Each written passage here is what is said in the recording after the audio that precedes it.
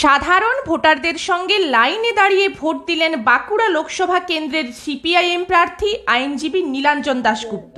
শনিবার সকালেই মা বাবাকে সঙ্গে নিয়ে তিনি পৌঁছে যান বাঁকুড়া পৌর এলাকার ১ নম্বর ওয়ার্ডের গোপীনাথপুর প্রাথমিক বিদ্যালয়ে ভোট গ্রহণ কেন্দ্রে। সেখানেই তিনি তার ভোটাধিকার প্রয়োগ করেন।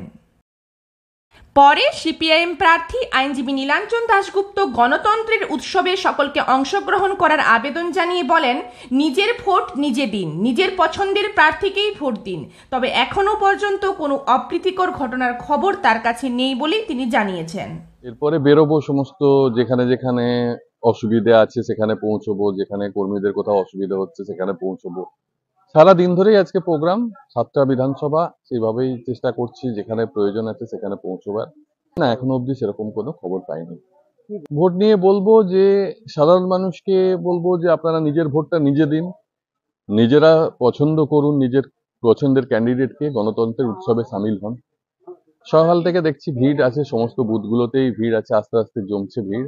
7টা বাজে অলরেডি, দেখুন লোক আসতে শুরু করে দিয়েছে।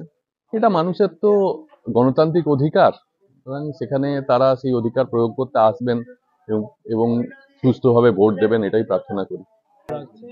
ভালোই লাগছে, ওনাদের কে নিয়ে এলাম, ভোটটা দিলাম, এবারে বেরোবো বাড়িতে গিয়ে।